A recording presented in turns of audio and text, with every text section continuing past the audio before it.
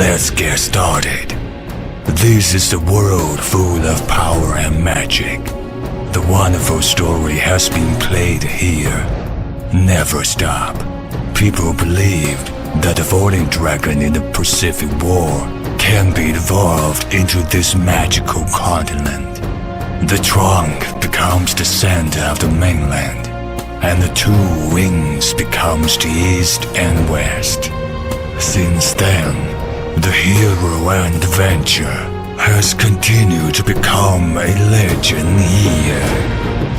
People have become the strongest fighter for wealth and honor, regardless of humans, elves, dwarves, orcs, or dark family, or holding a sword, singing sorcery, or operating machinery.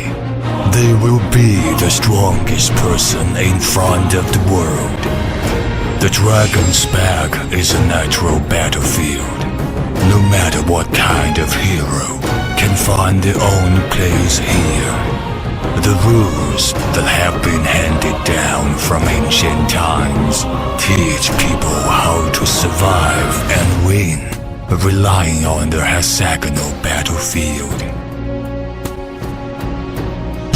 Heroes and battles are never stopped, while fierce confrontation has been staged, based on their own camp, depending on the different arms.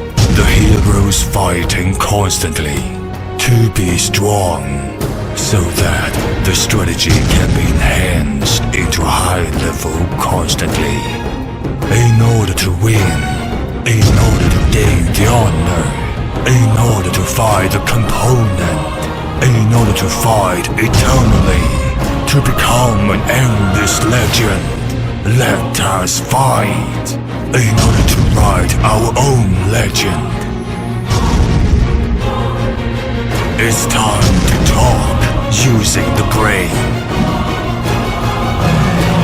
Dragon Wing Chronicles.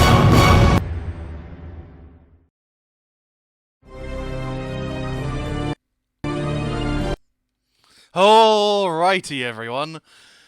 That was a wonderful game trailer that I was shown last week, and not in time to actually use it as the intro.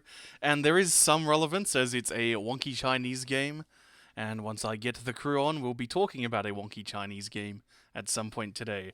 This is the Pichy and Palscast, with Pichy, as always, talking about SA South Australia and anime fighting games, the most listened to Australian anime fighting game radio show in the world. And now I have muted all the people who are actually on, so I'll go unmute them now. Against Mice 2C. Okay, guys, we it are doesn't live. Have head involved. And now there's going to be a ton of delay. No, but yeah, it trades, and So then you get a now- combo off the trade. Okay, that depends on how high you are, but yeah. No, I can always Oh, convert It's off in of fucking There we two are. high. There we Have are. you Okay, seen guys. the fucking vertical range? This is an excellent way to start the show. I've jumped into the middle of a conversation during the prep time and didn't tell them I'd actually started the show. So I have with me this week a plethora of people. I have Fire Rider, Hunter Steven 193, and Giggles 454.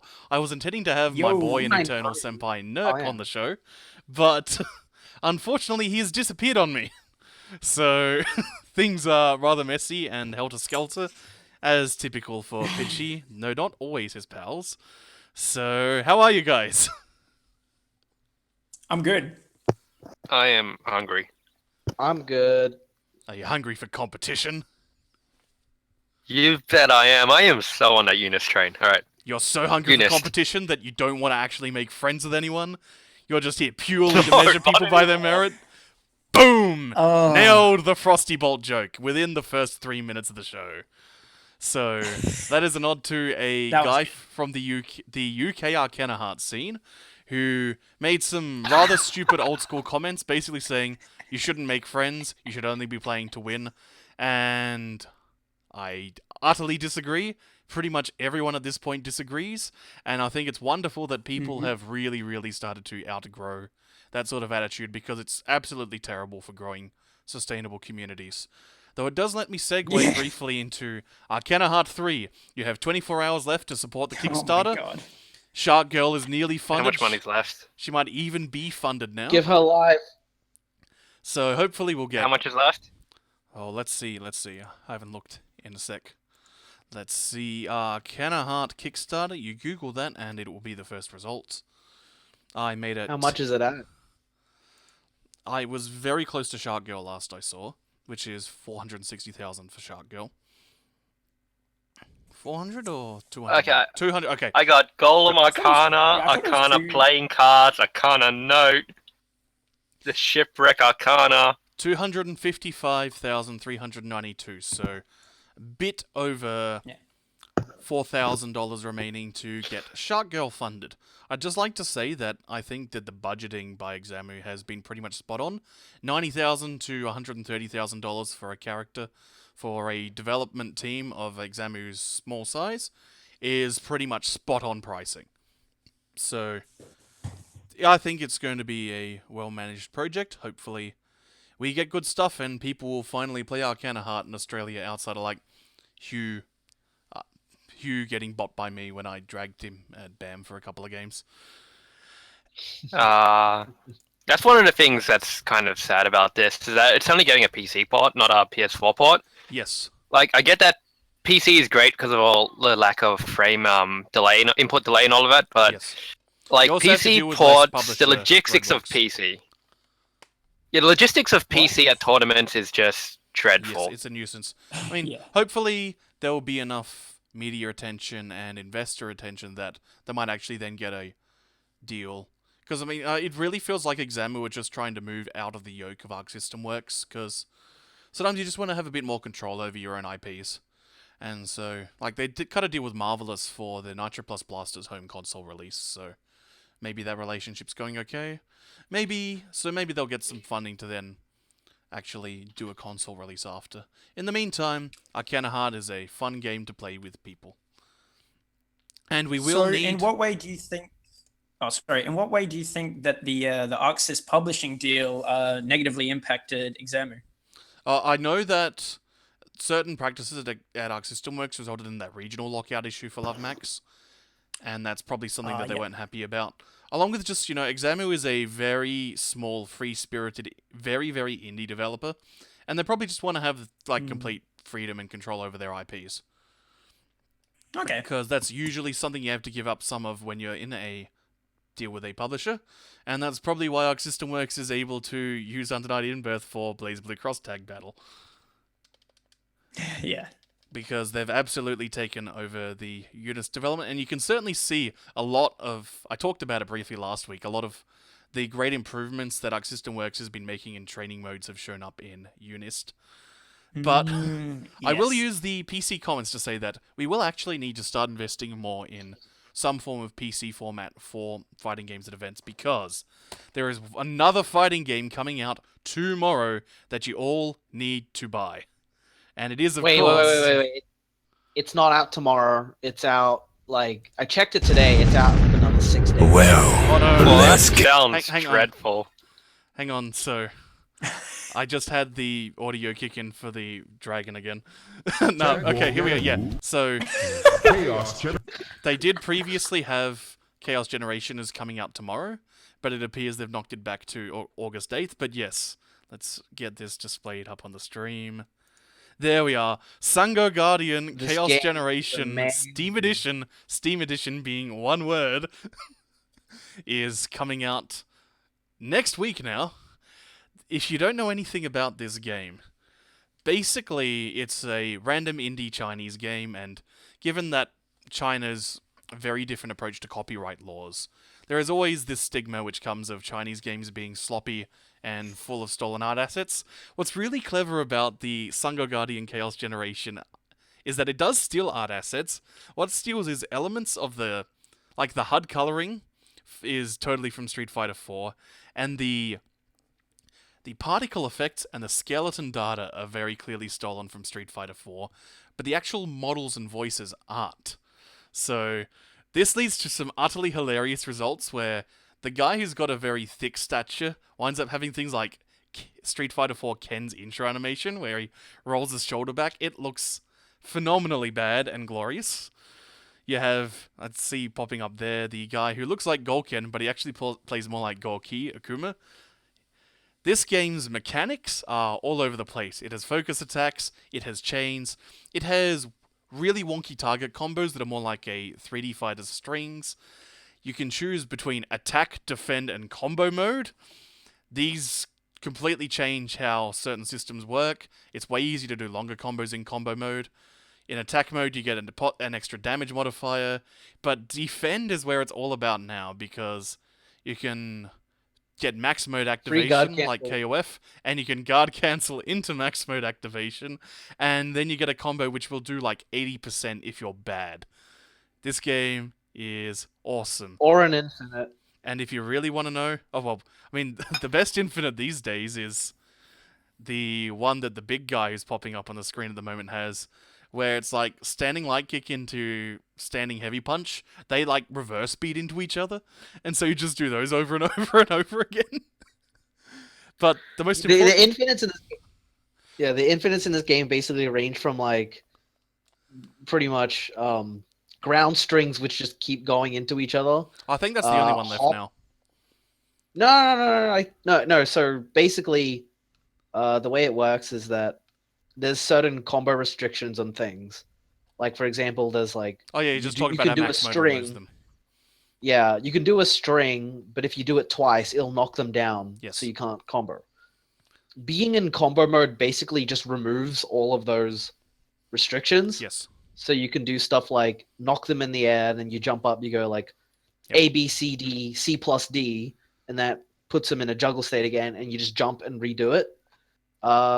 Either that or you're in max mode.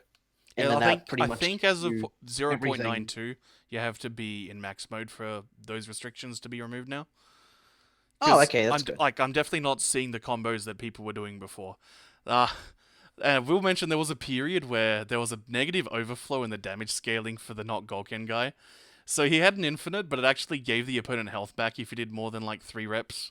It was amazing, but the devs figured that... overflow. Yeah, it was a negative overflow. It was amazing. But that's actually been fixed, so now that guy is pretty much top tier.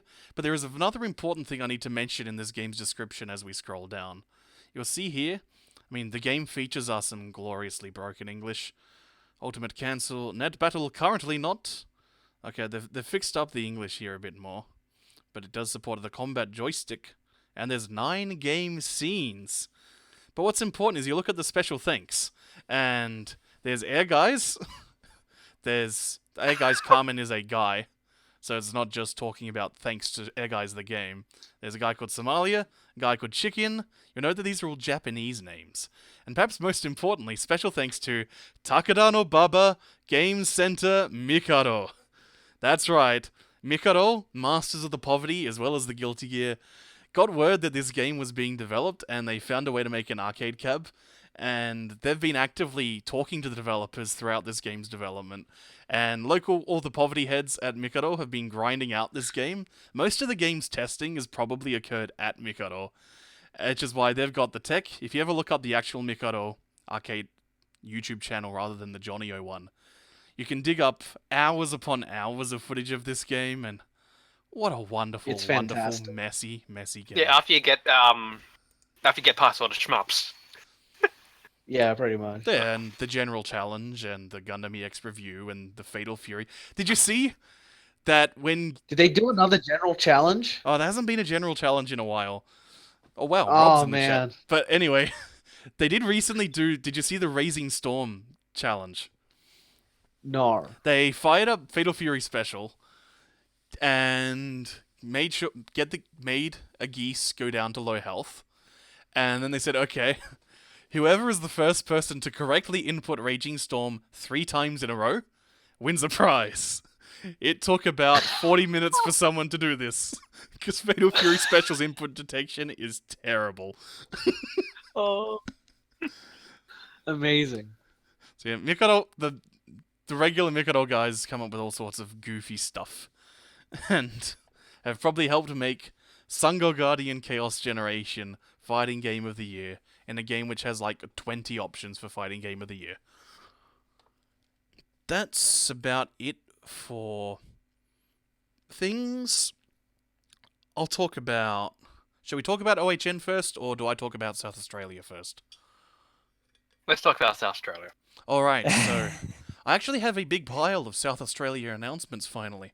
Things have been pretty quiet this year, as people in South Australia have no doubt noticed, or people looking for results have no doubt noticed. But, first thing is, September the 2nd, which is a Saturday, there is going to be an event at Adelaide University in the hub called Game On, which is going to be mostly run by the South Australian fighting game community. That's the SXE people.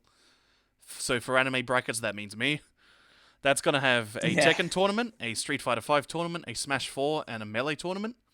Those are the official ones, and there's actually going to be some official pot bonuses by the Adelaide University Student Union.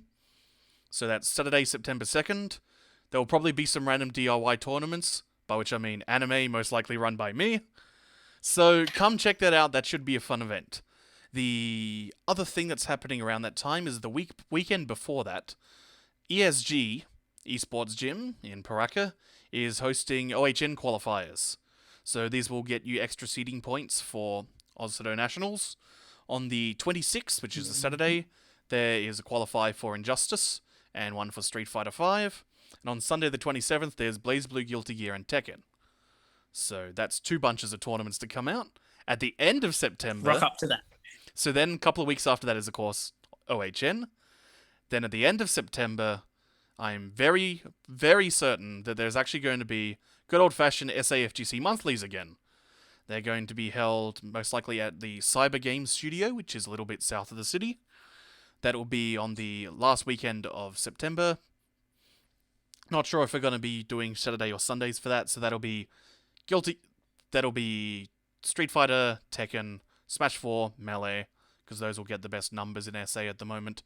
And then whatever anime brackets I feel like running on the day. If you want to start rocking up and try running some DIY tournaments, you're welcome to. If you need help running a bracket, I know how to do that. And finally, I do have a date for Southern Cross Championships. I've been saying the last few shows that yes, it is happening. It's most likely going to also be at the Cyber Games Studios. And it's November 24th through 26th. Not a December one this year. We are avoiding the Ashes, avoiding various other sports balls, avoiding ESG's Intended Injustice 2 event. So November 24th to 22nd, lock in the date. There's going to be Guilty Gear. There's going to be BlazBlue. There's going to be Under Night. There's probably going to be Death Cargo. Hopefully we'll have a video package by OHN. But there's only one more game that will entice me. Jackie Chan. Or Jackie Chan. Well, Chaos Generation? So close. Okay. Except UNIEL. If people bring laptops with Chaos Generation, we should totally make Chaos Generation a thing at SXC. My laptop. I will bring my laptop debt for Chaos Generation. Hell and plus. Yeah, let's do it. You will have to PayPal me money on the day to make me buy that. I will, depending on how much Chaos Generation is, I will buy people Chaos Generation. Too much. Not enough. Have you played? Please don't buy me it. I haven't made It's you play the amazing. demo, have I, Alex? That game is awesome. You have no idea. No, I haven't played it. It's actually great. Like, it's actually really good.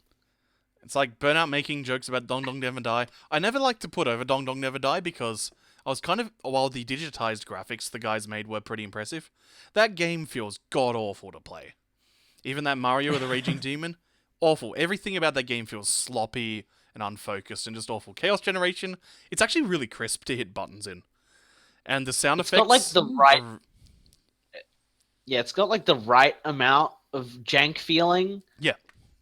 Where it sometimes makes you drop your infinites, which makes it more interesting.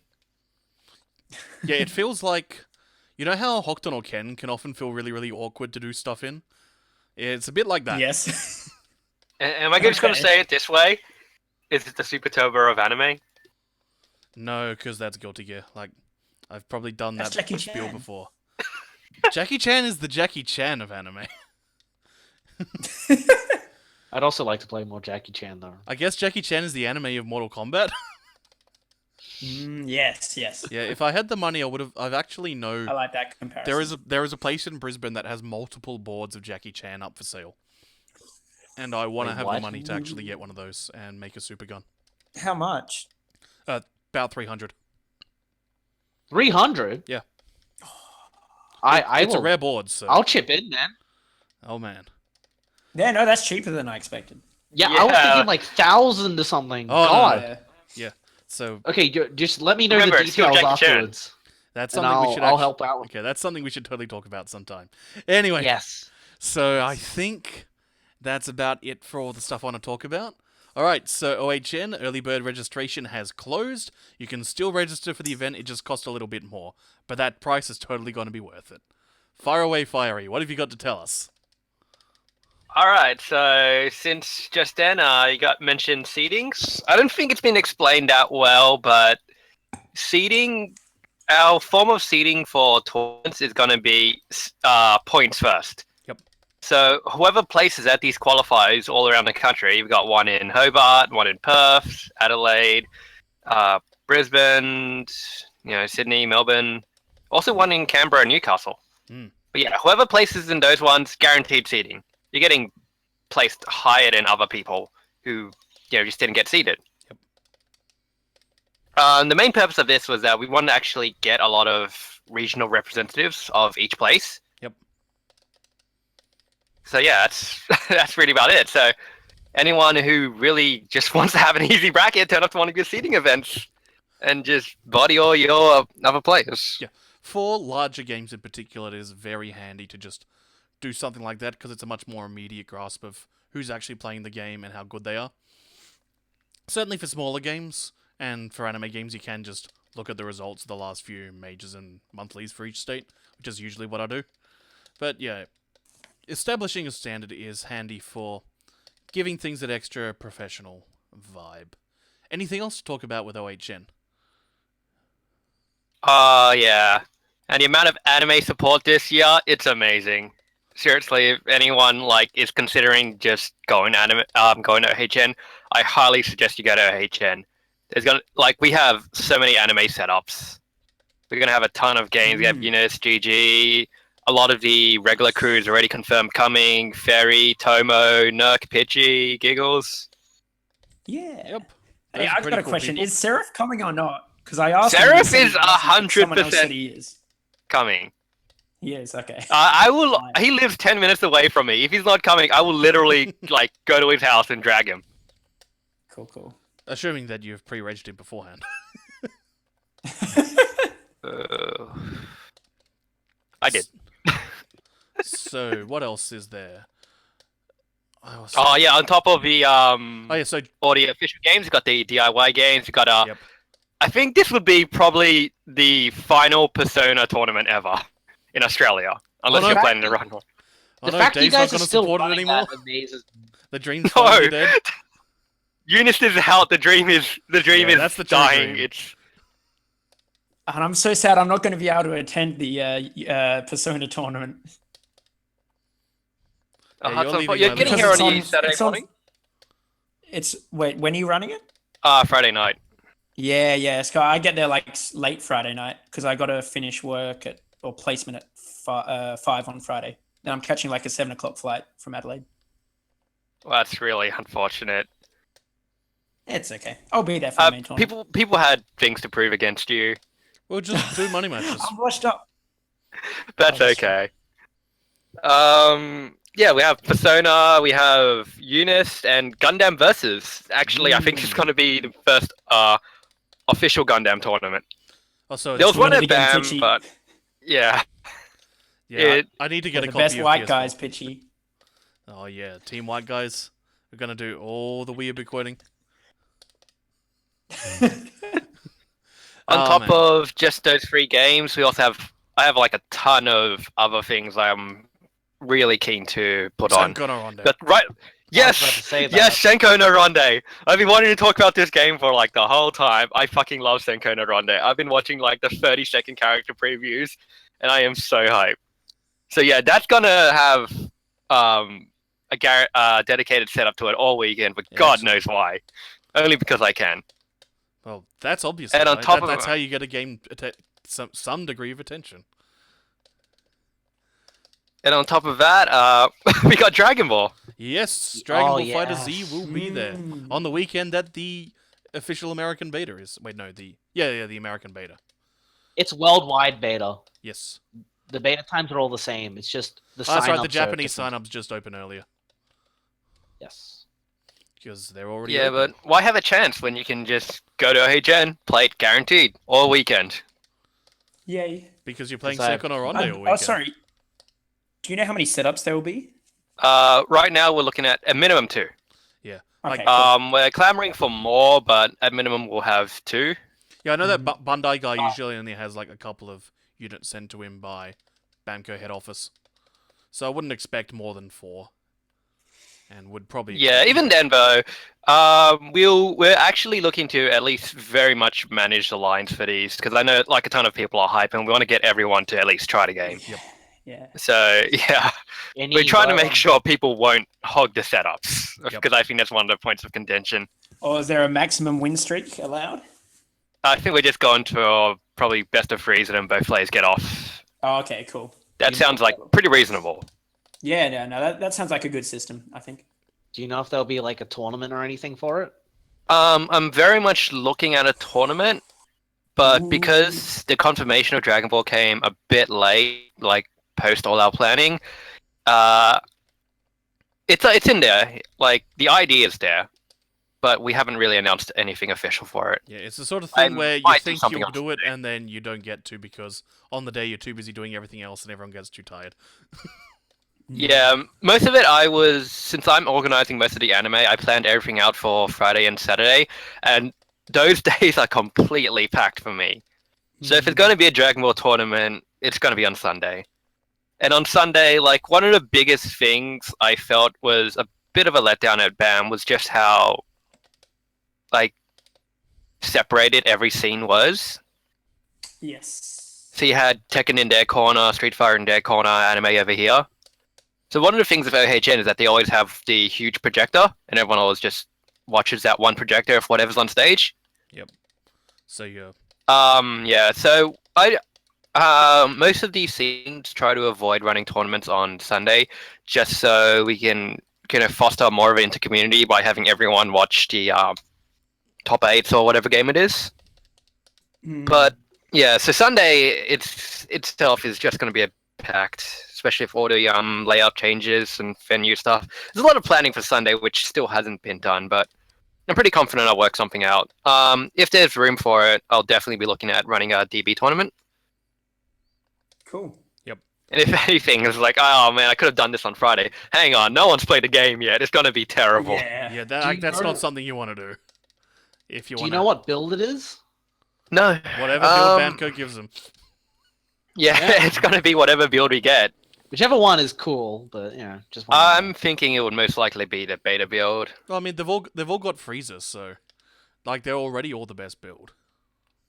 They all have Cell too. That's cool. That guy's pretty cool, but he's not as cool as Frieza. Yeah, I don't think anyone's Who's noticed, what's but I've known this Yeah, news sorry, you for guys a aren't, like, long Dragon Ball nerds. time. What? Like I've been trying to attempt to leak Dragon Ball for so long. I don't think anyone's actually caught on it. Yep. One person asked me, "Are you referencing the Daimon hands whenever you use the raised hands emoji?" So now that it's official, I can finally actually just say, "Yeah, I've known this." Mm. You've So, yeah, known it that all pretty along. much covers most of OHN. Yeah, So, it's well, gonna be I got a awesome. question. Do you get early access to it, Fire Rider? Do you get like secret hands-on at the venue, like on Wednesday or something, and you get to like train up? Only I if you get buy about- chicken. Volunteers a pack like setting up, and then you're just in the corner playing it. Shit, no, you know. Mate, You're banned from the tournament. You're Don't you banned. know this is what the volunteer form is for? mate, did I ever tell you about the year that during AVCON setup I just played Mahjong for half of it? I Good stuff. think it was 2010? Yeah, it was either 09 or 2010. It was one of the early Adelaide Convention Centre ones where we hit the point where you sometimes do with an event like AVCON where basically you've done everything you can. There's just one bottleneck, and you're gonna be there for like 4 hours waiting for that bottleneck to get fixed, and you can't do anything, but you need to be there still. So it's just, hey, someone brought a mahjong set. Let's just play mahjong. Good AFCON. One day I think in regards to actually setups, OHN starting time says at 6 p.m. Don't believe it. That's that's our last point of. Out. Yeah, that's our cutout. If we haven't finished setting up by 6 p.m., oh well, shit, we gotta deal with the crowd. But you What know time why? was you saying? 6 p.m. That's the official start time.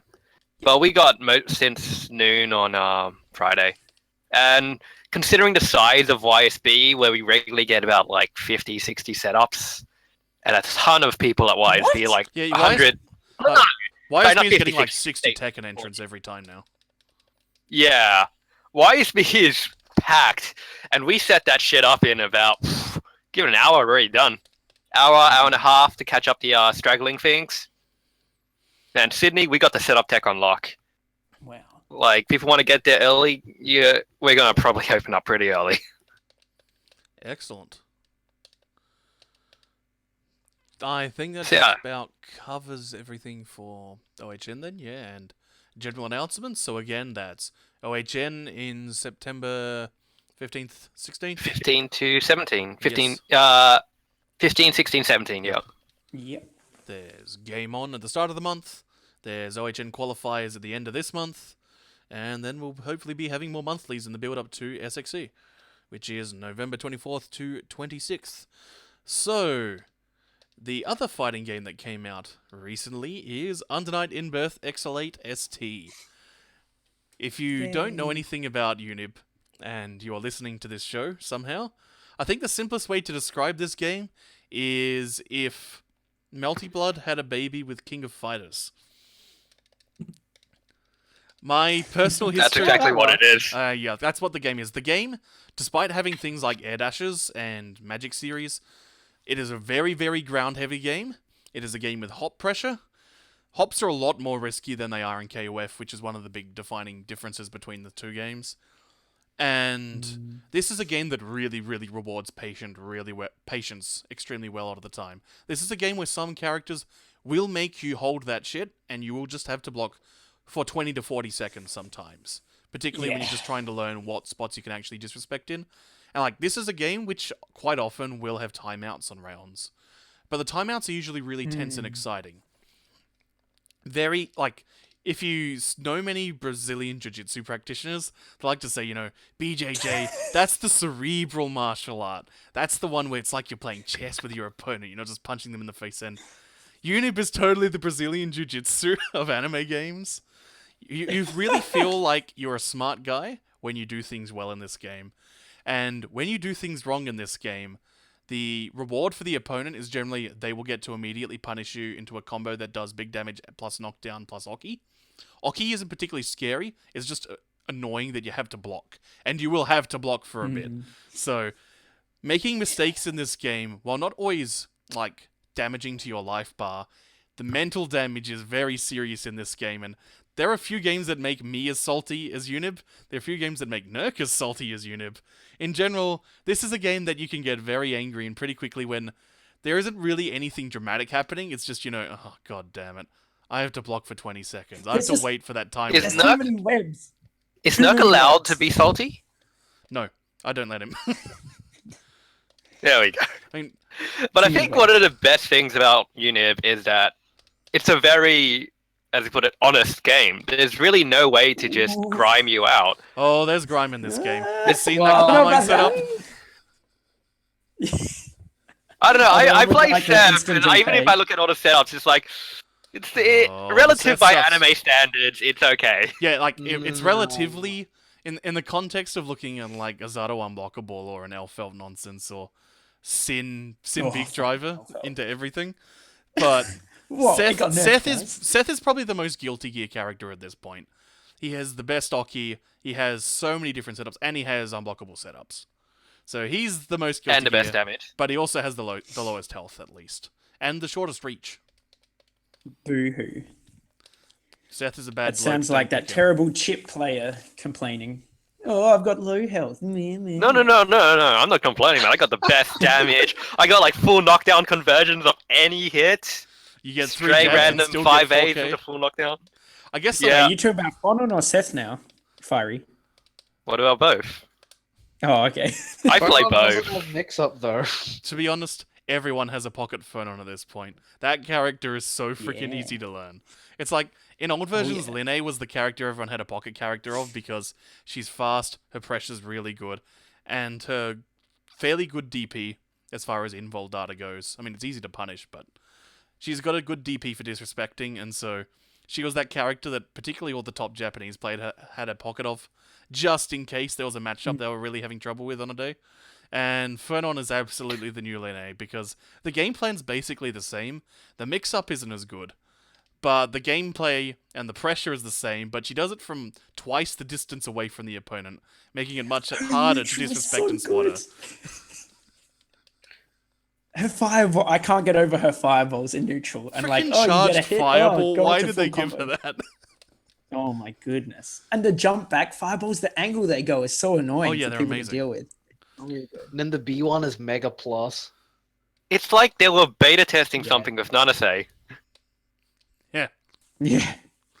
To be fair, Nanase is really good now as well. That is one thing we can say Yeah, she is, is. over the course of this game, it's had a lot of patches now in retrospect. And the goal for the developers has pretty much always been additive design.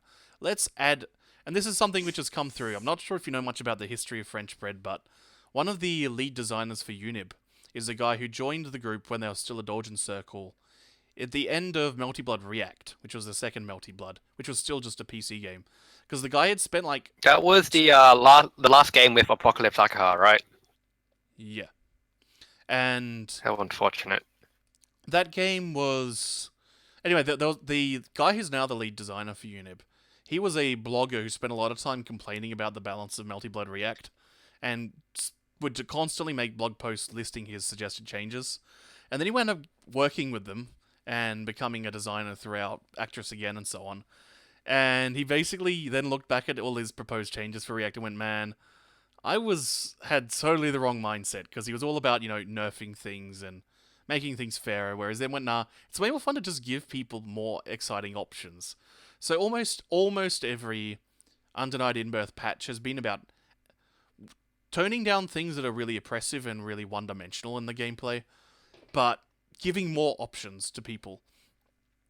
The exception being, of course, when they went from 1.6 to 2.0, which is when the game first became Exolate, because before then, the game had the shortest combo length I can recall for an optimized combo at the end of that game was Yuzuria's combo of Throw, which was 45 seconds. Every other combo was longer than that, some of them ranging up to 99 seconds without killing.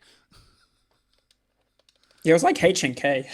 Oh, it was worse than H and K because there was very little effort required. Probably the best part was when they first patched in Shion, and she had a combo which was an infinite, and the root actually used all 3 of the infinites that she had had in different versions of Melty Blood over the years. So it's just, yo, check this out, the entire history of Shion in one character. Yeah! That's sick. We got the DP loop, we got the dive kick loop, we got the crouching kick thing loop from the SBO. Have you ever seen that SBO with the Shion Infinite in it? Nar. No. Oh, I need to dig that video up for you sometime, just for about 40 seconds into the Infinite getting landed. The commentator just yells out, yep, this is Melty Blood, everyone! Korewa Melty Blood. So yeah, the game started off as a hot piece of garbage. They then intentionally toned down the mix-ups as well as the combo opportunities. They went to a modern Melty Blood style system where basically there's moves that have hard knockdown and you can OTG people. There's moves with wall bounce and moves with ground bounce. You're allowed to do any of those, but only 3 total. So that could be 3 wall bouncers, 2 wall bouncers, and an OTG, and so on. As soon as you hit 3, bloop, no, soft knockdown, that's the end of your combo. And that basically fixed I all never the knew combo that, problems. but I did wonder why that happened in some of the combos I was doing. I was like, what? Why isn't it working? That explains it. Air teching is another interesting part of UNIST, because You can if a combo ends and you run out of hit stun in air, then you can air tech and you can push any direction. But it actually works more like when people flip out in Street Fighter, where they're completely invulnerable all the way down, and so you use it more as an Oki thing. Of, okay, which way are they air teching? Now I've got to move myself to make sure I can keep pressuring them when they land. Yeah, that air teching system really threw me off for a long time because every other anime game, you see them tech out or something. It seems like you've dropped your combo and then you try and like jab them or anti-air them as they're coming down, and they phase right through it, and you're like, oh, okay. Yeah. Isn't it also that the first frame that they land, they can't do anything? Yes. Like, so you can meaty them, and then there's nothing they can do. Yeah, so you do get a meaty, but it's not. Yeah. But it just means you don't necessarily have the time to do a can safe jump setup over and over and over again. Unless you knock down properly. Yes. Next thing to talk about with UNIB is... So, the top 3 in UNIEL when we had the last console release was Merkava, Waldstein, and Gordo, who were basically the biggest reach characters and the best mix-ups. And then, with the next arcade revision, UNIEST, they nerfed the crap out of all 3 of those characters. Then, they buffed, they gave ridiculous buffs to some other characters. Nerk's boy Byakuya kept getting buffs and got a reversal. Seth kept getting things, then getting more things. More mobility, new mix-ups, extra More damage, HP. more health. And so then by the time they finally got to doing a balance patch just before the console release, because since they were adding 2 more characters, they felt it was a good time to shake things up anyway. They then basically undid every nerf that Merkava, Gordo, and Waldstein had. So, Waldstein went from mid-tier to back to being a flagrantly top-tier character, where he now has things like, he has an anti-air grab. He has an anti-air grab as a normal, down, forward, and heavy. Oh, free C? Yes, it's Yeah, like free- it's basically Heat Knuckle from Potemkin, or Abel's anti-air grab from Street Fighter. But now, if it whiffs, he's allowed to cancel it into EX moves. So, he can fish for an anti-air grab, see that the opponent That's so hasn't dumb. jumped, and if you're really on point, you can then spin 360, push C, and throw them. But they can jump out of it on the flash. Yeah. Or if they jump out and you find your free C whiff, you just do the heel slappy hands. No, I mean you like should be on punishable if reaction you're to the 360 grab. whiffed. Yeah. I did not know that. That's good to know. Thank you, Stephen. All command grab supers, you can do that. I thought it was just Carmine. Okay, Nah. cool. It's easiest to do it to Waldstein's level 2 super, his infinite words, as they are called in UNIP, because this game is very edgy. Mega English. Oh, There's yes. like super paragraphs on the screen at all points of just the worst English. Well, how else were you 1,000 Night amazing. Recurrence Night? Unreal Black thing. Unreal Black Things. He hungers. It's almost like I'm reading Melty Blood again. Well, I mean, that's obviously just, hey, we had a lot of fun doing this wacky stuff, and Kinoko Nazu gave us lots of ideas during Multi-Blood, so let's run with it. And they said before that the goal with the aesthetic was to make a game that felt like the absolute trashiest of light novels for teens. We wanted to make a game that feels like that. And oh boy, did they succeed. Yeah, they succeeded all right. Jesus, oh my god. From memory, I didn't know it was intentional. Oh, it was intentional. They read a bunch of trashy stuff. That's why they were the dev team that got hired to do Dengeki Fighting Climax. Because someone at either Sega or Dengeki Bunko and yo, these guys know what they're doing. And there's a story that when they were making the sprite work for Tiger, one of their animators is a massive fan of Toradora. And while he was laying out all the sprites, he wrote down notes during the placeholder art saying, okay, here is the exact page and volume number for everything I'm referencing from the books with this character.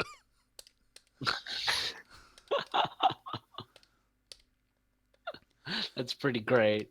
Now, of course, UNIP's got a fair amount of play in the US. Players like Breaker Dave and GC Yoshi and so on. CT Warrior and other such French-bred vets are pretty good players. The NorCal guys? Yes. But 2 GB combo LPT? yes. Australia, we've actually had some pretty good play.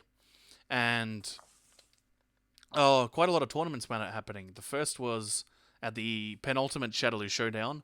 I ran a side tournament there. Abigail was in that tournament, and he did not know anything about Byakuya since the console release is pretty new, and Nerk just, I think he 6-0'd him in the end. He just destroyed Abigail. It was big. My other favorite moment of that tournament was I hadn't finished making the brackets yet, but Alex was looking over my shoulder and he saw an incomplete version of the bracket and went, "Oh, guess I gotta have a match with Clarence Mage now." So he was partway through having this set with Clarence Mage that wasn't part of the tournament. And keep in mind, this is the first time I've ever met the guy or heard about the guy. Yeah, and if you aren't familiar with Clarence Mage, he has a propensity to get pretty darn salty. So they're nearly done with this match. Clarence Mage just takes a round and is still proving he's still in the set. And then I come over and say, "Guys, this isn't a tournament match. That was an incomplete bracket." And Clarence Mage turns around thinking that Alex has done this great hustle on him and is just absolutely furious. He's like, "You hustled me, man. That's not fair." Yeah. It was great. Man. I mean, and that was the tournament as well. Have I told you the Abigail and Street Fighter story from that year? No. So, Street Fighter 4 in SA, basically there were a bunch of really good dedicated players. Reese Nelson was pretty good, Dave Crawford was pretty good, Falco, Dookie, Vanta when he was still around and wasn't just playing Dota, and so on. But basically Nerk was the gatekeeper of Street Fighter 4 because you would start comboing his T-Hawk and he would just spin the stick while pushing Light Punch. And if you did not have your one-frame links right and you didn't double bind your select button, then as soon as you dropped that jab into strong, you got thrown, and then T-Hawk Oki happened, and sometimes you would just die. So everyone knew how to deal with T-Hawk nonsense to a certain degree in SA. So Reese winds up playing Abigail at that Shadaloo Showdown. And I can't remember who Abigail was playing initially, but Reese beat them quite soundly with his Ken. So I was moving over to call Abigail for his unit match, and he had this look on his face of, wait till this guy sees what I'm about to pull on him. Goes back to character select, picks T-Hawk, nearly gets double perfected by Reese. And so with my terrible English, I have to say, mate, the guy you're playing in Unib, he's our best T-Hawk. We're not falling for that stuff, mate. Got him. Good tournament moments. Then, I guess the next part of the story of Unib in Australia is ISO had a pretty good Waldstein, but you can't safe jump Batista, and Falco decided to learn the game, but he owned no console, and the PC version hadn't come out yet, so went, this character... Hey, this Batista chick, she's got a flash kick, and it does 2,000 damage every time I hit it, and it can't be safe jumped. I hate it. So, if you've never encountered Falco in a game where he hasn't learned the game yet, you will die way more than you ever want to Falco. Because his twitch reactions and his general spacing is so damn good that he will make you hate life, and that's exactly what happened to ISO for a while. I remember, if you've never spoken to ISO a lot, he can get pretty salty and start saying that if it's a game that doesn't have like guaranteed wacky mix-ups after every knockdown like BlazBlue, he'll start telling you things like the game has no mix-up, and oh boy, did Waldstein Batista lead to a lot of this game has no mix-up, and I hit him, but what can I do now? I can't beat flash kick. I remember chatting to ISO about all that, yeah. It doesn't stop there. I remember Oh when ISO boy, was giving... I remember. I was at SXC that year. That was 2014. Yeah. Yeah. And I was walking with Dave back to our hotel room. It didn't end there. Oh yeah. If you don't know Dave, he's the kind of guy where when he gets salty, you feel bad. Yeah, I haven't really seen Dave salty. Oh.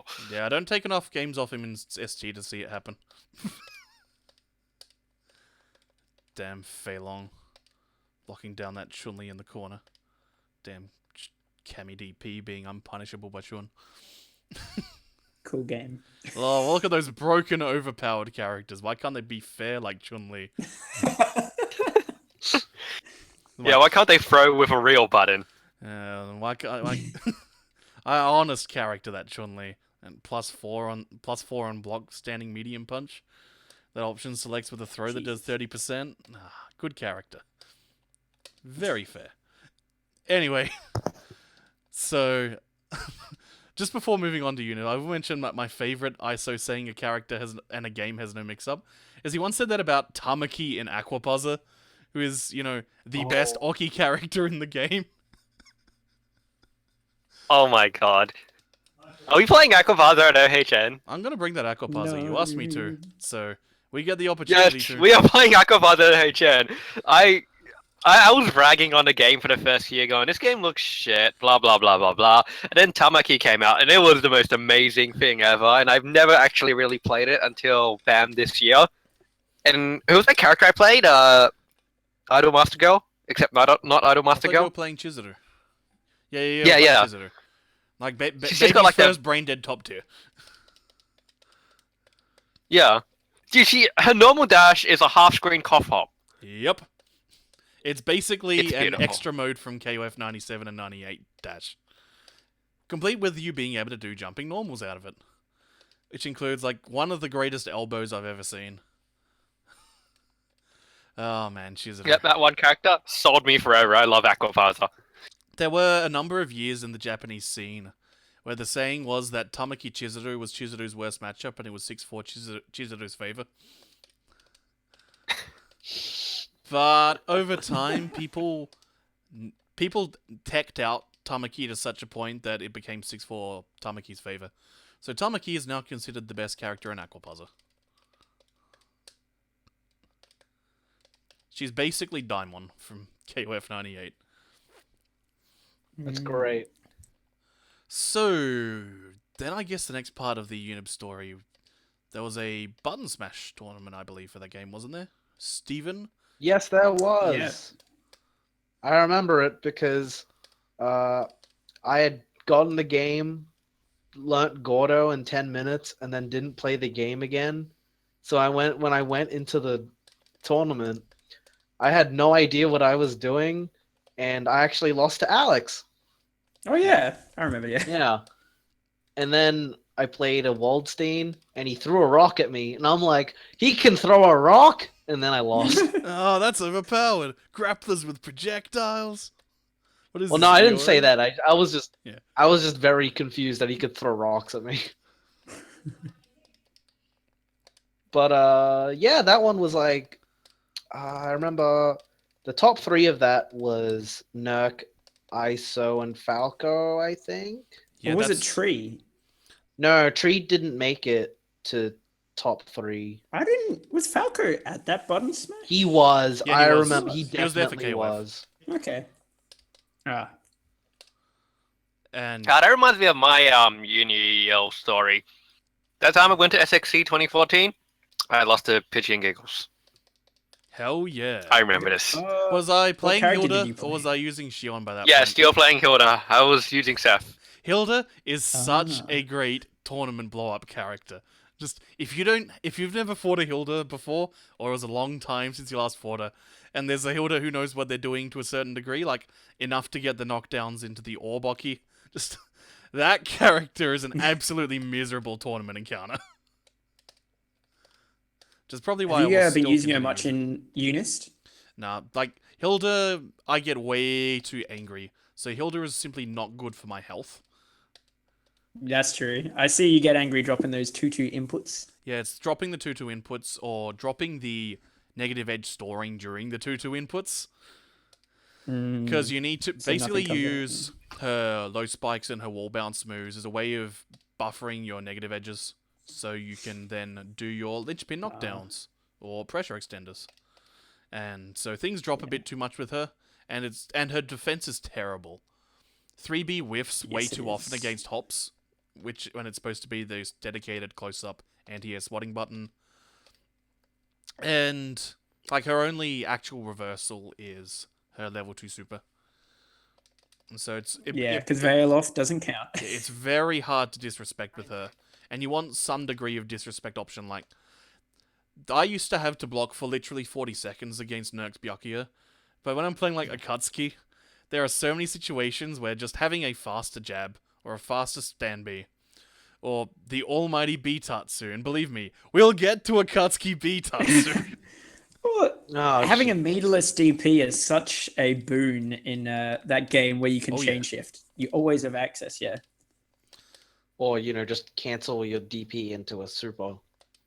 Or, if you're a Katsuki, cancel your DP on whiff into an EX Fireball. That's so silly. It's Silly. only the upper body invol DP you can do that with. Oh, the A1? Yeah, was only that? the A1. Yeah, The but it's B1 also you gotta 5 commit to. frames. Wait. So when the B1 gets blocked, you can't cancel it either. Nope. No. Only Okay, change okay. shifted, I Cool. think. Cool.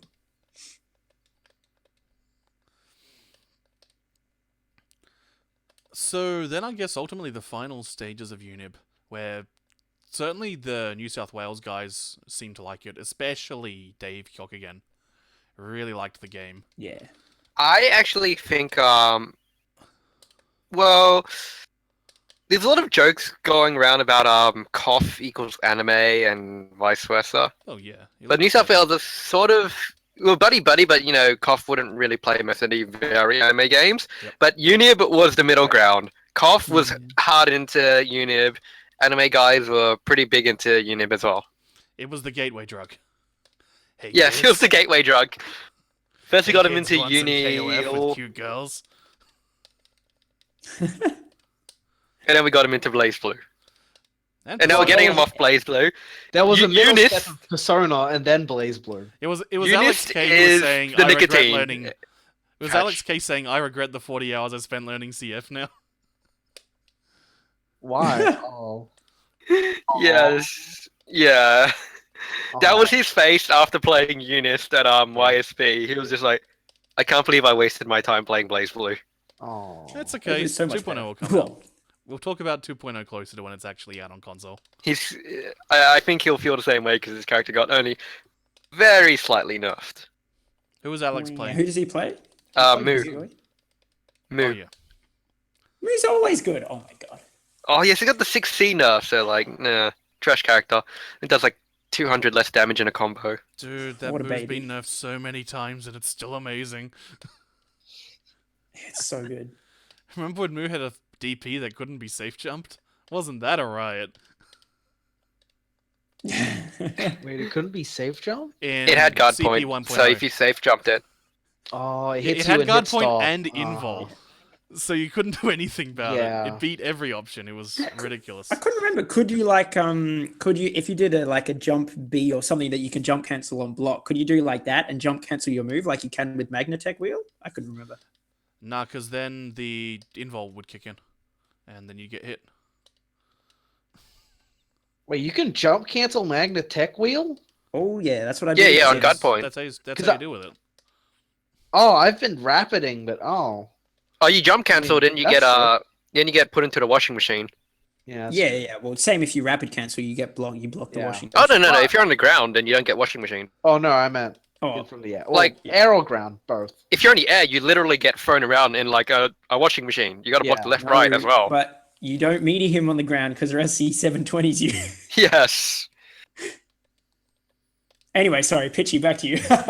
No, that's cool. These divergences are fun. We're having a friendly, relaxed chat tonight. So then the final stage of unit play, I guess, was basically if Nerk was at a tournament, he won the tournament. No one could just deal with... And Byakuya is certainly some of the most synergy I've seen with Nerk's playstyle, where he had buttons which allowed him to disrespect, he had movement that allowed him to do the sorts of baits that he likes to do, and he had just wombo enough frames, Oki that he could force respect from people and then start getting away with murder. And it took until SXC last year for Nerk to lose a tournament, and even then we don't know if Nerk actually lost the tournament because the last game of that set hasn't been played. It's just that we were all can't see it, very tired and miscounted the score. And everyone kind of walked off before I could say, hey, there's still one more game to go. And so I just went, That's okay, really- we'll count that as a forfeit.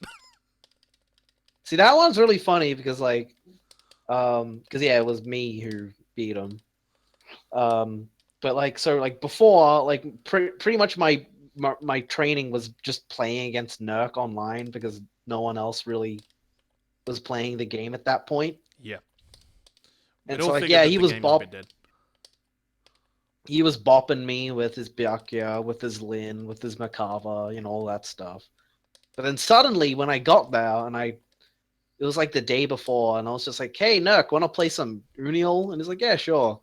He played me with his Byakuya, and I was just beating him really easily. I was like, "Oh, this is strange." So then, yeah, during the tournament, during winners finals, he picked Lin Yes. and Makava, which I beat 3-0.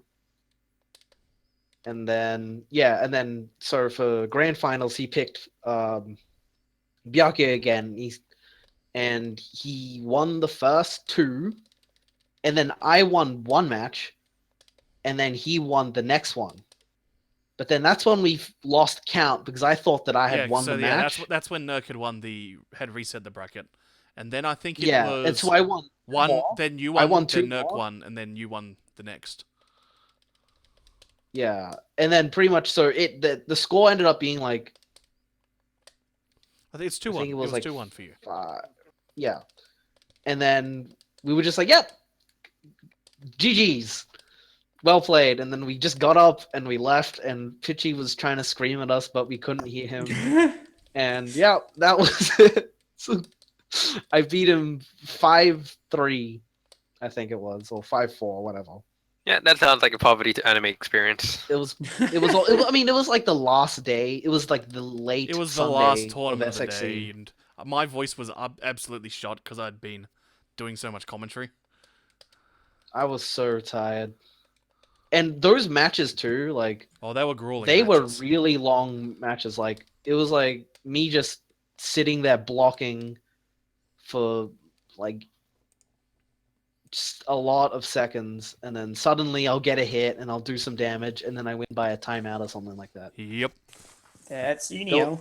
There was like at least 3 timeouts, I'm sure, in that set. Which is it's UNIEL. But man, those were good matches. Yeah, I'm gonna link in the chat that set. There it is. Into the chat you go. There's the UNIP. Follow my YouTube channel, Pichy and Pals, and you can look at the playlist. I compiled a playlist. It was pretty cool. And so that brings us to UNIST. Basically, all of the nerfs that happened that were worked through in the Japanese meta, we can all ignore, because with the exception of Gordo's EX command grab, basically everything's the same as console. No, you're wrong. Wrong command grab. EX command grab is still invuln from frame 1 and is a reversal. Oh, I know, it's the Grim his Reaper. regular command grab. That one has less invuln. Like Yeah. you can get hit afterwards, but it's his regular command grab where it's like, you know how before where he just like lean completely forward and then extend his arm all the way out and grab you. Yeah, now he kind of just like sticks out he just sticks out like his forearm a little bit, and then that's it. So you can only like tick throw off a 5A. It's kind of sad, but I mean it's still good. Yes, Gordo certainly lost frame traps because he lost his neutral on block 5B. But basically, most of the game plans are the same. What was that, Alex? I thought his 5B was still even. No, it's I thought his 5B was still even on block. It's -1. I think. Boo. Okay. Either way, he has like an extra normal to cancel into. So I mean, yeah, like he has more frame traps. He has more conventional for Unib and Melty Blood style frame traps where it's about delayed chains into buttons, rather than just I do this button and then I can do whatever I want because my buttons are faster than yours, and I have a command throw.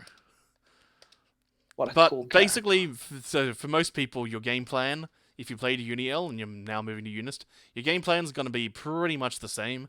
There's just a bunch of fun new characters to play. Like Phonon, who, as we discussed, is Hilda, but with twice the reach, and a few less wacky mix-ups. She's Sin. Nah, her damage isn't high enough to be Sins. Is 4B Beak Driver? Yes. No. But 2C might also be. 2C Slide. Oh. Yeah. No, I think 5 was Big Driver. Okay, I think Charge 2C seems more like Beak. I think she had like 5 big drives. Well, okay. The only problem is that It's off. It's post nerf Beak Driver where they actually have recovery and not Yeah, pre yes. nerf where like you just do No. it and then you do it again. Yeah, Not if you hit with them. if Phonon's Yeah, stuff that's true. whiffs, then it's pretty sad life for her. But you're not gonna whiff. You're just gonna go ha ha, and it's gonna have it's just no suction on fireball. hit. Oh, baby. 5C charge. Oh, 4B. Mm-mm. Better cancel into that 2A and press another 4B, no problem. Yep. 4v2A, 4v2A. And on hit you can confirm into an air combo with 5A. The 4B 3C neutral mix up. It's pretty You good. jump, you get 4B, you stay on the ground, and I hit you with a sweep. Full screen sweep. Yeah. Phenon's a pretty darn strong character. I do like how Xion has become a counterpick to Seth as of this most recent patch. Just because With they the gave bouncing bullet. her, yeah, they gave her the Half Moon Xion from Melty Blood angled bullets, and those are great. They stop Seth at the spots that Seth wants to be, and they also gave her the dive kick again, which is nice. Well, everyone got nice stuff. Hilda has an instant overhead now. Hilda whiffing 5B no longer means she instantly dies now, because she can cancel it into a move on whiff. Lots of neat stuff.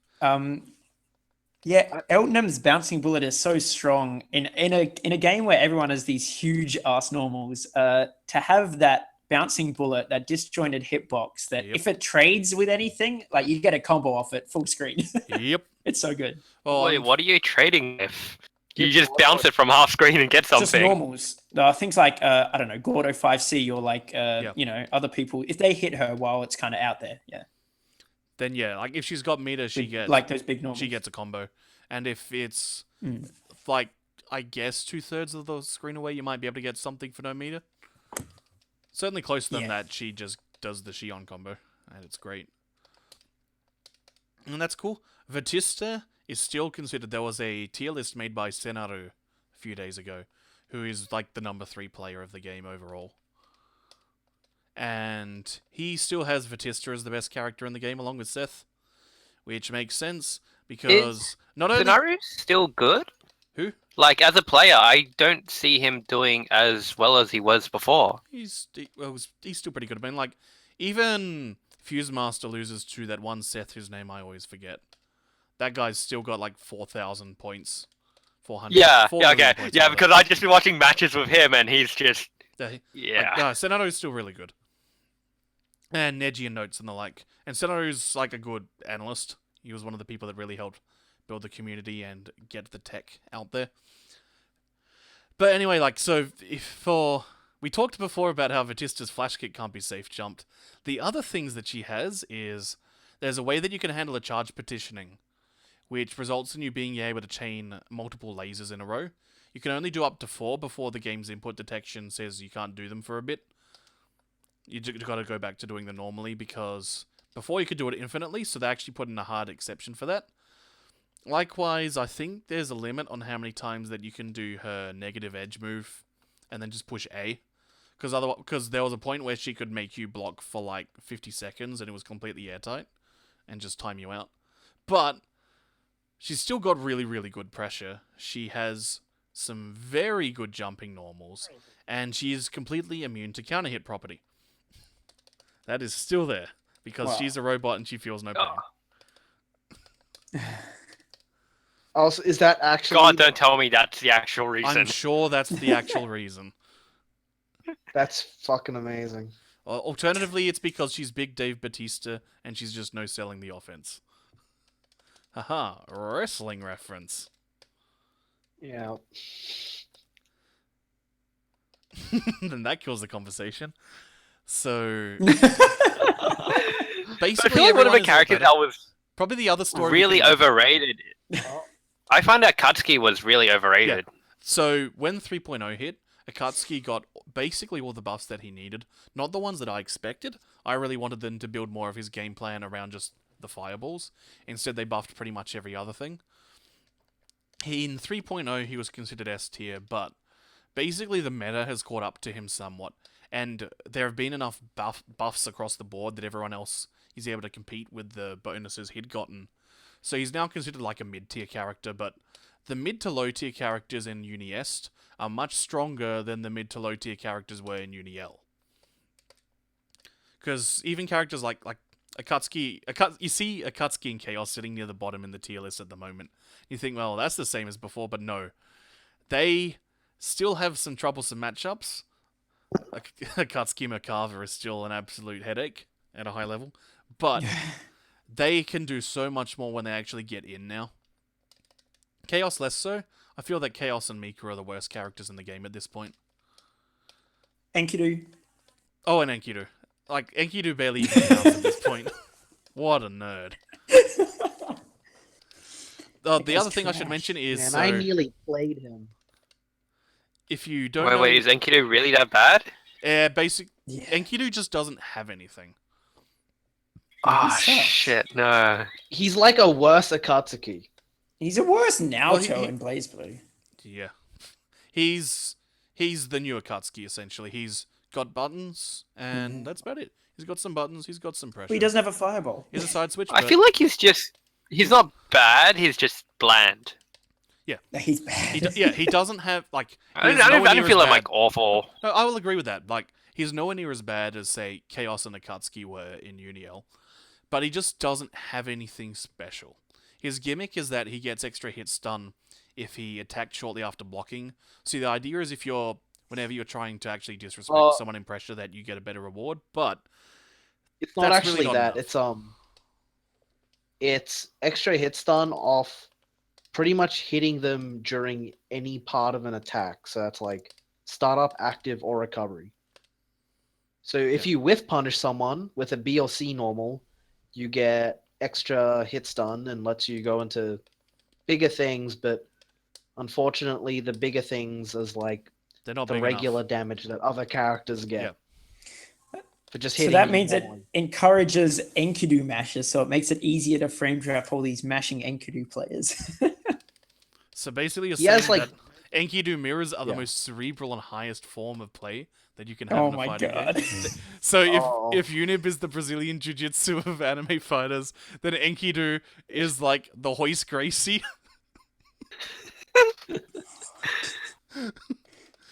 So basically what we're saying is that like you can be Enkidu, but you're gonna get put in a Chimera lock by a judo practitioner. By which I mean Waldstein's gonna scoop you and you're dead. He's gonna do 6-6 B clap, and then there's nothing you can do. Or you can shield Maybe it. parry one. Or you could parry, but then you get grabbed. Well, why are you parrying? Why aren't you just doing like Yeah. Tatsu with Akatsuki if you're playing him? So, I will mention now. So, Akatsuki's medium, like his B Tatsu, that's quarterback and B. It's airborne from a very early point in the move, so it goes over lots and lots and lots of moves. It is a lot faster than it used to be, Yeah. especially if you're doing it in neutral rather than cancelling into it. It's actually a bit different. The third hit is an overhead. It used to be very punishable on block. Now it's safe. I think it's -2, maybe -1. Basically, if you shield the third hit correctly, then you can punish with an A button if you're close enough to do so. You can cancel it into EX fireballs and then make it plus.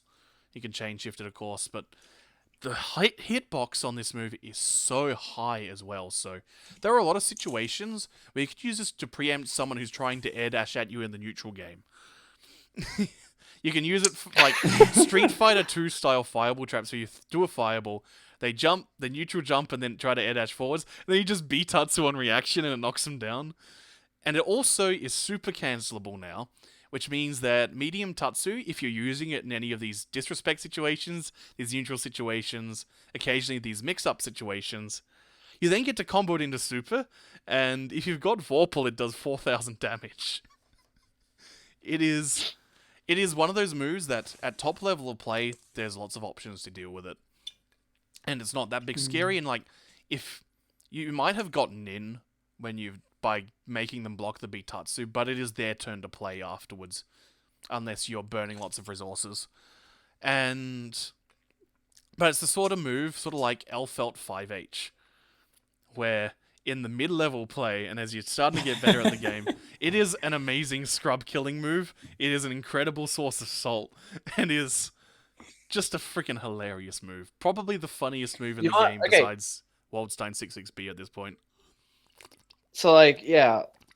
So when UNIST first came out, yeah, Pichy, you invited me to a lobby, and I was playing Enkidu like an idiot, and Yeah. going like, let me play this new character, and then you picked a Katsuki. I'm like, okay, it's Katsuki, that's fine, no big deal. Yeah, that's And then whatever. He's suddenly, That's what. Whenever I see a Katsuki, that's my thought process as well. Yeah. Like, oh, it's just him. rounds out, Chisto! Chisto! And I'm going, what? Because it just hit me overhead when I was down backing at the start of the round. And then basically as I try to play neutral, Chisto! And then eventually he gets, I'm spacing it so he whiffs. And then I'm like, let me whiff punish that. And as I go to press a button, Chisto! It's the best. And then he cancels into super and does 4K. And I was like, this is really stupid. Yeah, I uploaded And then- the first match that I landed the combo into super on to my YouTube channel. It's labeled as, I think, UNIEST net play test. That was just to taunt you. I'll be honest, I was And being- and I had to ask afterwards, is this real? And you said yes. it is so real. So I just looked up the frame data. It is 9 frame startup, pretty quick, and -4 on block. So if you -4. shield the final hit, it's -7. Yep. If you shield the final hit. So that's a public service announcement. Everyone take note of that. And because it's a multi-hitting move, it's not. You should be able to shield the last hit pretty consistently. Yes. And especially since the timing is consistent on block. Anyway, and the rhythm's pretty easy to get a hang of shielding. Yeah. If you don't know what we mean by that, when you're shielding during block stun, you actually need to hit shield on the move before the one you want to shield. Well, Otherwise, sorry, you cut out. Okay. Wait. Okay, this is something that's been like wrapping my mind for a long time. When you block a move, right? And you want to shield the next move. Yep. Do you have to time it so that like you shield after the point where you green shield, but then No, you have to green shield. Oh, so I have to green shield I and think then so, yeah. shield after the green shield. yeah. So what No. happens When is, you I'll just say it. When you push the shield button while in block stun, it will do the crappy shield and then the good shield on the next hit automatically. And I just hold it then afterwards. You For just as, tap as it. long as I want. tap it once. Yeah. Well, I mean, if I want to shield more than one thing. Yeah. Which is then you just hold it, or you risky, can but just yeah. tap the button a bunch. So that way you're trying Oh, to, okay. because so that way you'll get chain Yeah. shift if the block stun runs out. Yeah. And Options that's like why- change efficiency. And that's why when you green shield that you can really punish it because they're put in the regular shield afterwards. Yes. Okay, awesome. Thank you. So yeah, Or when, more so, when you more miss time so a shield and they're get stuck that, in the. what's Yeah, go called on. the green shield, though, I think it looks more blue. Anyway, so if you're in block stun, when you tap the shield button, that button that hit before the one you actually want to shield, that one is a big pile of extra block stun. And so if you're mistiming things and get that one on the last hit of a string, then the opponent can see that that has come out It's and bad. then do the opposite style of hit or a throw and grid break you. Which means you don't get the chain shift. That's I bad. feel like for how much UNIEL was played in Sydney, one of our biggest faults was that we never actually got used to using the shield system. I think don't that think is anyone everyone in did. Australia. I think Australia are scrubs at UNIEL. I'll say that. No, yeah, you're right. Yeah. Like even I only used shield recently after I'd learnt about it. Like before, like when I'm playing like Nerk and stuff, he just do that Byakuya jump. Jump hold 2C? C. Oh my god. He I just know. do it over and over, and I'd be like, "How do I beat this?" And he's like, just shield it." And I'm like, well, "I can't shield it. How does it even work?" Because I'd be like shielding it after I block it. I'm like, I don't understand. No. Yeah. But Okay. now so I do. Now I do. labbed that out. I labbed that out the other day. The bloody Byakuya, because I'm coming for you in UNIEL, in UNIST, whatever, Nerk. I'm coming for you, man. So that jump 2C, you just have to you doesn't have to be. You have to specifically shield the last hit. If you shield any of the hits, right, it'll give him extra landing recovery, and then it's your turn. He won't Yep. get frame advantage. I tested. That's not punishable. Yeah. No, it's not Even- punishable, It's but not punishable, you but reverse the it's your turn. situation. Yeah, that's such a big deal. Okay, so the dream's still half alive. well, I mean, he has a reversal now. So Yes, you do need to watch out for EX It's Wrecker not- now. It's not as much your turn as it was before, but it's Yeah. still good. Can he? I got a question about that EX record. So it's invincible. He can change shift it on hit or block, correct? Can he also change shift on whiff? No, he cannot. He Okay. can No, you have can't others. change. There are some Wait, you things can change shift it on block? with. Yeah, you can change Yeah, shift like on block. Akatsuki's fireball. Yeah, a lot of. No, fireballs. like I thought it's universal that DP reversals can't be change shifted on block. Yeah, they usually can't. That one you can. I'm pretty sure that one you can. I'm pretty sure I've seen footage of a Byakuya doing it. Let's Oh. go to the lab right now and get Yes, the definitive please test it. answer. God or But yeah, on the topic, yes, you set that up. And but on the topic of learning the mechanics, yeah, I never really knew any of those, like the shielding mechanics and how grid like really worked.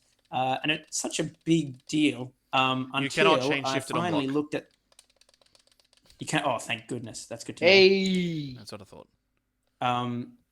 But yeah, so there's a lot of good learning resources. Like a lot of good documents. Yeah, unfortunately, There There I was a don't really think Unit good works now. recent one. Yeah. But I will post it in the chat. And that is a 9-part. It's translated from a Japanese player. It's a 9-part document telling about all little like good ways to get good at UNIEL, pretty A much. lot of them are OSs, and thank God that they're in there. Yes. So Does it contain? Hey, hang on, the most important question: does it explain? Just the what? Because cross-ops in UNIEL are just like I don't understand how they work. They aren't a thing. They don't Stop work. trying to cross people up. Only The ground only way you cross-ups can the only way you can cross someone up is by crossing under them, are. or with like a teleport or something. That's it. Basically, Yeah. like Street Fighter style. Hey, look, what side is this jumping medium kick that's sitting on your head? The Tomohiro neck kicks. That sort of thing. The game will just say, no, you can block that any direction so long as you're blocking. But it's Yeah. all about, the side that you're landing on, which you can make ambiguous in those sort of situations. That's how you cross people up in Unip. Also in Multi-Blood, for the most part. There are some exceptions in Multi-Blood, like H. Kahaku Charge Jump C, which I will mention because Kahaku is the best. Right. So all of this filthy Ceph tech that I've been Fury crafting in my head is not real, and it hasn't been real, and isn't real in UNIEL either. It's okay because Well, no, there's- you have fast there's falls some with stuff- Seth, so don't worry. And unblockables, so who cares? There's some like fireball stuff where it's like apparently so like if you throw a fireball out, then And that then means jump they have over. to block it away from where you are there, right? Yes. When you Yeah, jump- but when so you jump it's over them- mainly, Then it becomes you can block the fireball Yeah. from either side, and then if you jump over them again, you can only block them What? from where you are. Basically, you block the fireball based on the other character's position. Yeah. Yeah, I thought fireballs could cross up. I thought it was just like jump normals and stuff like that, and jump special moves that like would and the auto block kicked in. Yeah, it does do it for fireballs as well. It's just if they Oh, do two okay. cross ups and then the fireball hits, then it doesn't. Oh, too confusing. Yeah, it's really it's weird. Okay. Just uh, block where the person is. Yeah, that's pretty much it. that's the main takeaway. Basically, it's not Third Strike. You don't need to worry about Aegis Reflector unblockables. And Oro Booger Ball unblockables. Booger ball. Oh no, the Booger Ball. The big green snot ball that flies around, yeah. Oh man, now I can't unsee that. Yeah, but then you parry it, and it does like the 50 hit parry, and you feel like you're the best player Yeah. playing the game, and then Oro just command throws you as a punish. Oh, that's Super Booger Ball. Yeah, Super Oh, Booger Ball's that- awesome. That's the sun. Costs 2 It is very bars. awesome. Yeah. But then you can't do Tengu Stone stuff. Well, you want Oro install, and the EX Oro install, and do Heavenly Potemkin Bust. Oh, I love that, man. His supers are so cool. I love all of his supers. Oro in Mix of general them. is so cool, and you just wish that he weren't in Street Fighter 3, because he doesn't really fit it. Yeah. It's like Oro standing medium kick. If this were in a game where Chun couldn't low profile it, how cool would that button be? Yeah. He's got a double jump. Yeah. He has jump cancel. Was he sometimes. introduced in Dude, 3? his kangaroo he was combos introduced are in three. amazing. Okay. Yeah, the kangaroo combo is how you set up the unblockable. You like do kangaroo combo a few reps, and then like you do the launchy punch into a booger bowl, which knocks them down. Then you like set up, and like the booger bowl hits one side, you hit them with a cross up jump medium kick. That's unblockable in third strike. The good stuff. The best game ever made. Street Fighter 3. Second Impact. Truly balanced because of the parry mechanic, right? Oh gosh. People say. Oh, that's why you should play Akatsuki. Because when the Akatsuki, Have you seen that get the video? parry. Have you seen that video where like the Akatsuki parries like a Makava normal from like while Makava's all the way up the top of the screen, and then he does the punch, and then the little lightning bit is just where the Makava is instead, and he gets hit. Yeah, it's great. Like It didn't used to do that. That parry is so good. Oh, it's as good as it needs to be, because before that, in Yeah. those Yeah. situations, it would whiff, and then you could whiff punish Akatsuki for correctly parrying something. That reminds me of my favorite UNIEL story from last year. Prod's never played UNIEL before. His whole highlight of a tournament is I landed a parry into Super DP against Giggles. Oh, man. And that's how Prods became a UNIEST boy. Wait, what tournament was that at? SXC. Yeah, I remember that. Oh, yeah. Oh, yeah. I remember.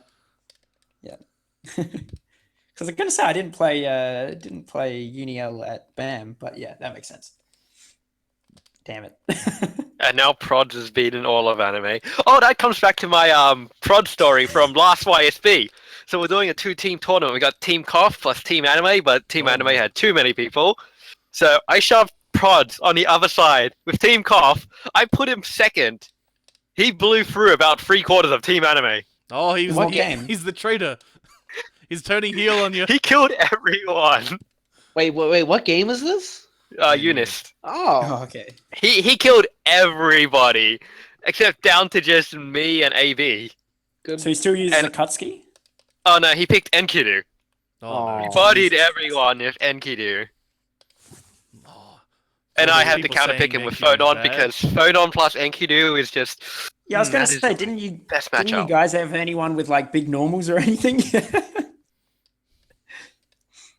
Like Gordo, Makava, Waldstein, Fonon. I feel all of them Big just normals like like auto anyone win in the matchup game against... except for Akatsuki. Oh, and I guess Ah, Chaos. Audacity Enkidu. picked up Waldstein. Well, if only he had about 5 more minutes before that. Hmm. Yeah, Waldstein versus Enkidu is just very mean.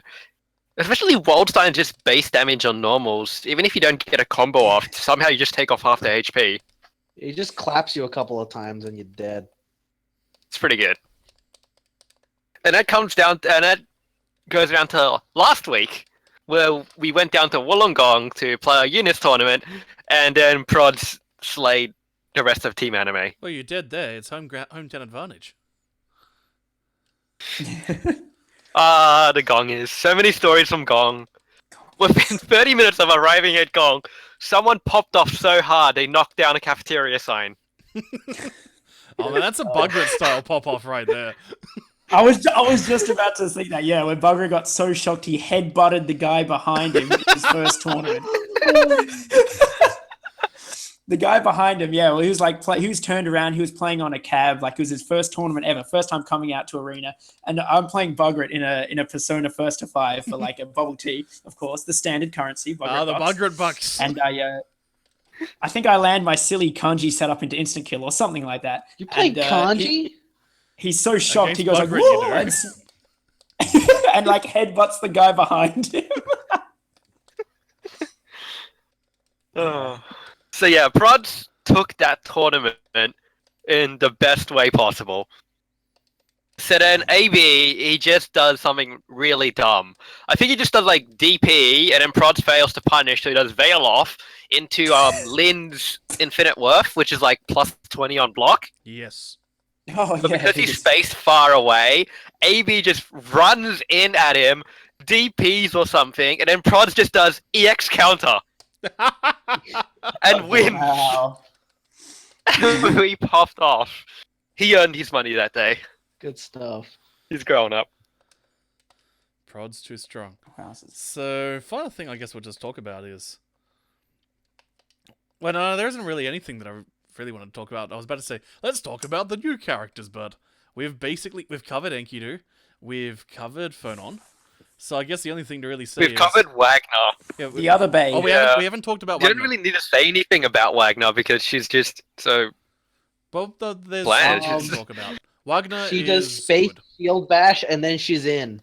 Yeah, like, she has Yeah, she's pretty sick. one of the most brain-dead moves in the game at this point, because, like, we complain about Akatsuki, but, you know, if you block Akatsuki Tatsu, then it's your turn.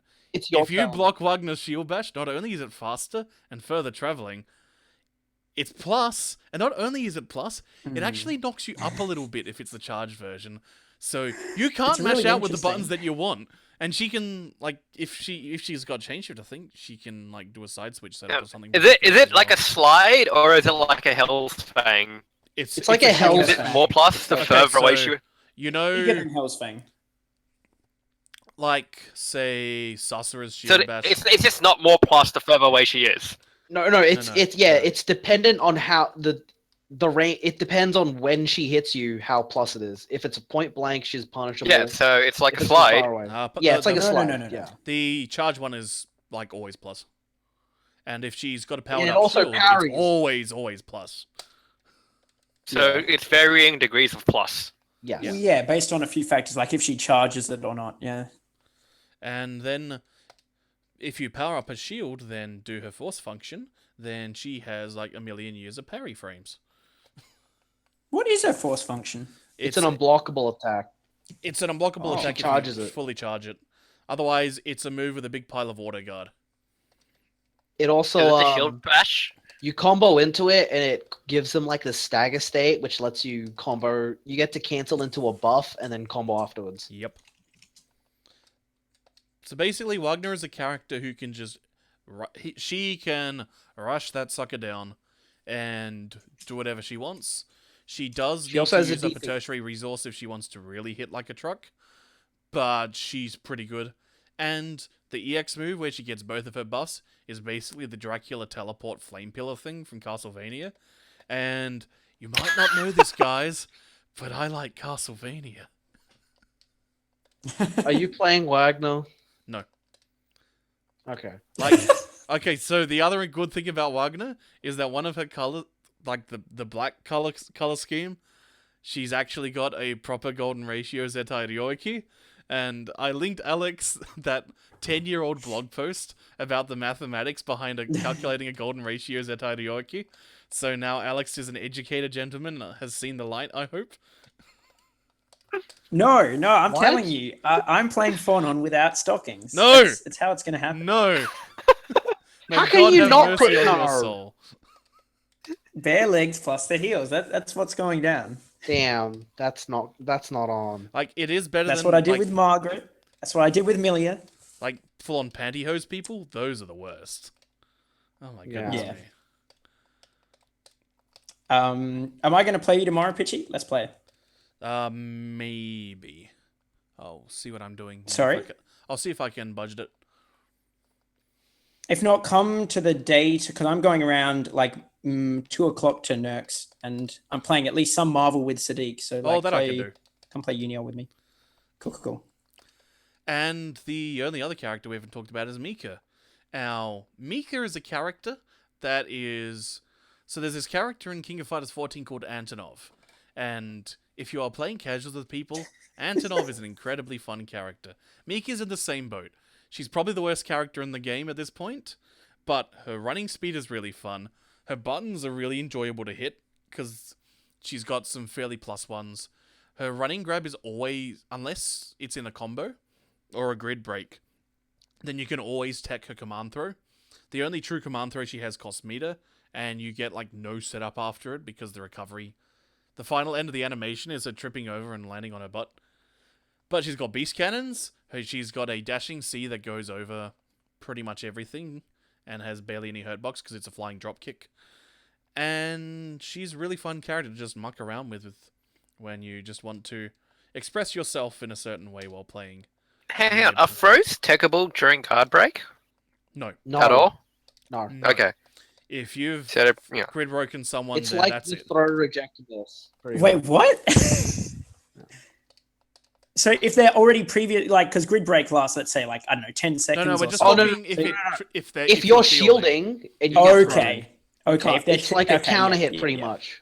Oh, No, okay, yeah, that's okay, what I if you're thought. shooting, but what I mean is like when you're grid broken already, can you still No, take you can throws? Yes, you can. That'd be can so take those dumb. throws. Yeah. Oh, okay. Jesus. That'd be so dumb. It's a Because way you to could just punish do the purple shield. grabs all day. Yeah, that would be an inescapable. That would be like Vampire The answer Saber to 2. that is to not get grid broken. Well, sometimes you just gotta do your infinite words excess because it's really cool. And look at all the anime. Look at the way that like Yuzuri is going all whoosh and is dark and edgy now, instead of excited. Look at how Hilda yelled in the darkness. You see that Enkidu where he like turns into Godzilla or something? So whoa, he's nothing but shadow now. What an evil dude. Did you see how Gordo made an even bigger scythe? Yeah, he really is the Grim Reaper. You see Akatsuki's, and it's just that move from N9's. It's just his Isen from... Why did N9's have Isens and rage explosions? We'll talk about N9 some other time. That game has a bizarre storied history. And I think that will about cover us for tonight. There is one final piece of news that I didn't mention. Which is, a few weeks ago I said that coming to Comic Hit 92 was the Kimono Friends fighting game, Kimono Fighters. Oh, But that was an incorrect report, and I'm very sorry to have brought shame to myself by giving something that wasn't completely factual. For you see, the game actually was released to DL site last month. So if you go to this address in the chat, you can pick up what is listed on the English DL site as Furry Friends Fight right now. Hey, you linked the UNIEL, SXC UNIEL. Oh, whoops. Well, maybe I just want people to watch my YouTube vids. Do you know what? Okay. We're not tell me right completely now, wrong. You got the cover. what do you think is the most viewed video on my channel at this point? I don't know. Hint. It's that one wrestling I clip that wish- I put up. I wish that Zuda video was on your channel. Yeah. That Zuda video where it just blows up at the start of the round. Oh man, that's a good vid. Yeah. No, I re-uploaded a clip of the Shockmaster, higher Shockmaster quality. tripping over, and that is by far my most viewed video. 4K esports. crap. So that just about covers us for this week. Whoa, this was a long show. Thank you for listening, everyone. I'll probably be on in 2 weeks again, back to normal, unless I actually get some people to talk about a non-fighting game topic, talk about some anime, some wrestling, some stuff. I kind What of about want to do a Injustice? show. I do need to do the You've been Injustice waiting show, but I for think that that'll be the show next for a while. fighting game show. It's one that gets continually put off while I continue to not care about the game. That's pretty I great. mean, like, I want to do the show. Will I can anime find out why ever people stand care, up to this injustice? But I would like to say that I'm sorry, I had to say that. if you like superhero comics and you aren't reading or watching My Hero Academia, dude, just watch that. It's great. Thank you for listening. This has been Fire Rider. You can follow him on Twitter. Giggles, you can follow on Twitter. The Twitters are all up there on the chat. Thanks for watching. Thanks for listening, everyone. We'll you talk didn't to tell you again. people to follow my Twitter. Oh We my don't God. want to follow you on Twitter. Sorry, Steven. Yeah, what? Stevens is sorry. the best Twitter of all of us. Because if your Twitter settings aren't right, then it's just going to alert you to everything that Steven likes, and it's, whoa, that's just tripled the anime boobs on my feed. I mean, It's like, not my fault Twitter wants people to see it. it's cool, because it means there's variety, because otherwise it's just the Arcana Heart players retweeting that stuff on my feed. Or like Alex It's not even Sanchez. retweets most of the time. It's just me liking it, but then they changed it so that you see other people's likes. Yep. And then Yeah. that's why you kind of delegated the real degen stuff so that people didn't see it, but now people do see it. And that's like, well, it's not my fault, so I just do it anyway. It's okay, Steven, I like Ubanus as well. Thanks for listening, everyone. We'll talk to you again in a couple of weeks.